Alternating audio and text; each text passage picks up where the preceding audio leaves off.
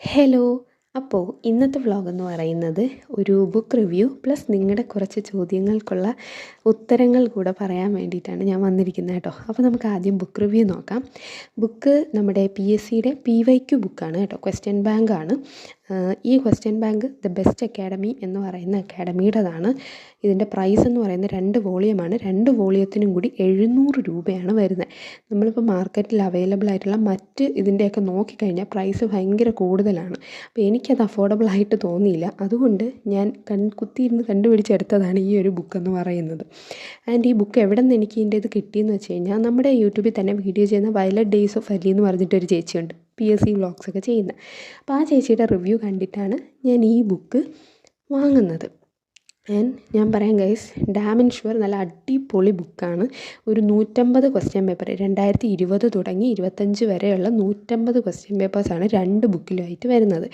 രണ്ടാമത്തെ വോളിയത്തിൽ കൂടുതലും നമ്മുടെ സ്പെഷ്യൽ ടോപ്പിക്ക് വരുന്ന എക്സാമുകളില്ലേ, അതൊക്കെയാണുള്ളത്. നമ്മുടെ women police constable, sub inspector, പിന്നെ നമ്മുടെ പോലീസ് കോൺസ്റ്റബിൾ, പിന്നെ അസിസ്റ്റൻറ്റ് പ്രസൻ ഓഫീസർ, അങ്ങനെ കുറേ നമ്മുടെ സ്പെഷ്യൽ ടോപ്പിക്സ് ഇല്ലേ, അത് വരുന്ന ഇതാണ് രണ്ടാമത്തെ വോളിയത്തിൽ കൂടുതലും ഉള്ളത്.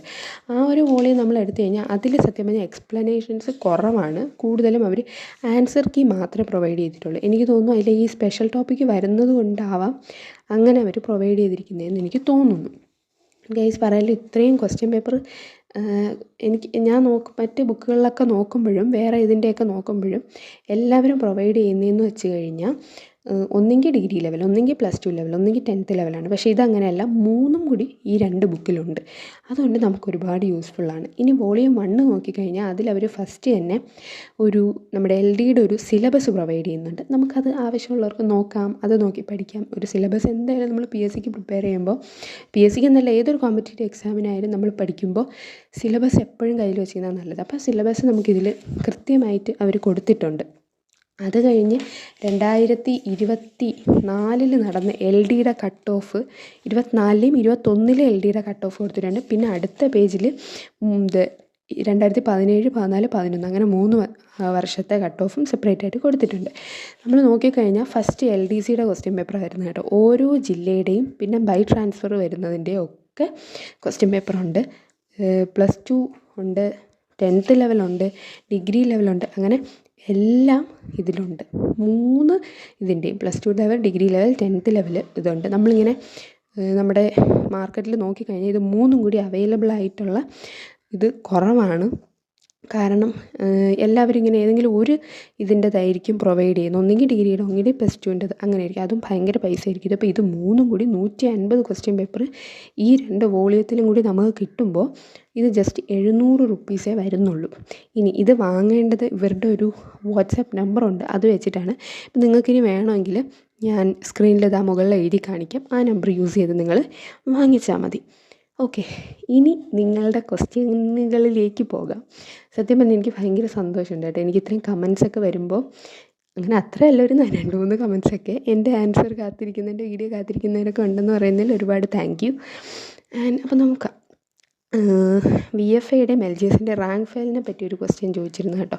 ഇപ്പോൾ നമ്മൾ VFAയും LGSും നോക്കിക്കഴിഞ്ഞാൽ രണ്ടും 2 ഡിഫറെൻറ്റ് സിലബസ് എക്സാംസാണ്. ഡിഫറെൻ്റ് എന്ന് പറയുമ്പോൾ LGS കുറച്ച് പുറത്തുകൂടെ പോകുമ്പം VFA എന്ന് പറഞ്ഞാൽ കുറച്ചുകൂടെ ആഴത്തിൽ നമ്മൾ പഠിക്കണം.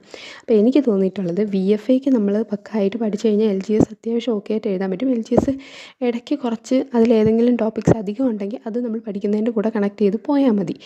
പിന്നെ റാങ്ക് ഫയൽ ഞാൻ അങ്ങനെ അധികം യൂസ് ചെയ്യുന്ന ഒരാളല്ല.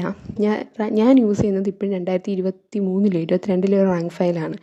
അത് ഞാൻ എടുത്തു വെച്ച് പഠിക്കുക, അങ്ങനെയല്ല ഞാൻ ചെയ്യാറ്. അപ്പോൾ ഞാൻ ഇന്നൊരു ടോപ്പിക്ക് പഠിക്കുകയാണെങ്കിൽ, ഫോർ എക്സാമ്പിൾ നമ്മൾ തൊഴിലുറപ്പ് പദ്ധതി അത് പഠിക്കുകയാണെങ്കിൽ അത് നമ്മൾ ആ ബുക്കിൽ നോക്കും. ആ ടോപ്പിക്ക് എടുക്കും, അത് വായിക്കും. എനിക്കത് ക്ലാസ് നോട്ട്സ് ഉണ്ടെങ്കിൽ അത് പഠിക്കും. പിന്നെ ഞാൻ ഗൂഗിളിൽ സെർച്ച് ചെയ്യും, യൂട്യൂബിൽ എവിടെയെങ്കിലുമൊക്കെ നോക്കും. അങ്ങനെ നോക്കിയാണ് ഞാൻ പഠിക്കുന്നത്. അല്ലാതെ റാങ്ക് ഫയൽ മാത്രം നോക്കി ഞാൻ പഠിക്കാറില്ല. അതുകൊണ്ട് ഏത് റാങ്ക് ഫയലാണ് നല്ലതെന്ന് ചോദിച്ചാൽ എനിക്കറിയില്ല. ഞാൻ ജസ്റ്റ് എനിക്ക് ഒരു ടോപ്പിക്സ് ഒന്ന് മനസ്സിലാവാൻ വേണ്ടിയിട്ട് മാത്രമാണ് ഒരു റാങ്ക് ഫയൽ യൂസ് ചെയ്യുന്നത്. ഞാൻ യൂസ് ചെയ്യുന്നത് വീറ്റോയുടെയാണ്, അത് പഴയതാണ്.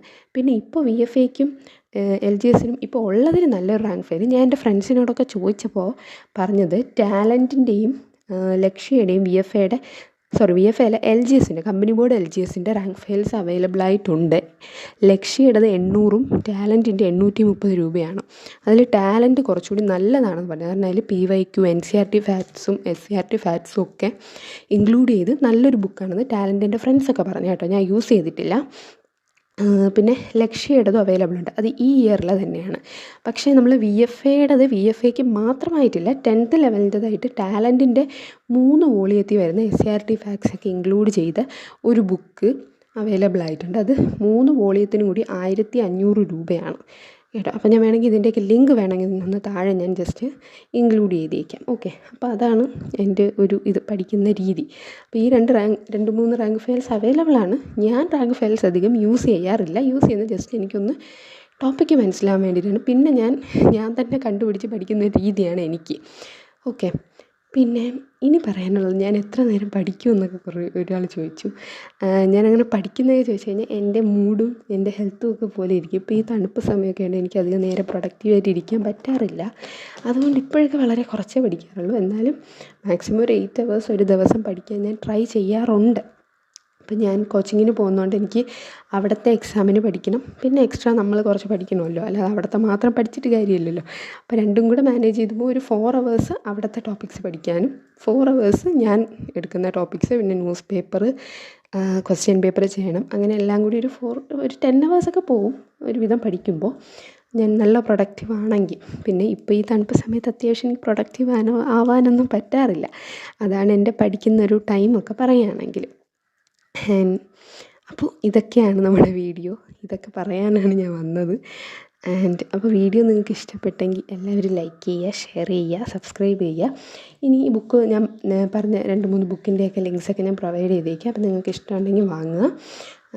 അപ്പോൾ ഇന്നത്തെ വീഡിയോ ഇത്രയൊക്കെ ഉള്ളൂ. അപ്പോൾ എല്ലാവർക്കും ബൈ. എല്ലാവരും അടിപൊളിയായിട്ട് പഠിക്കൂ.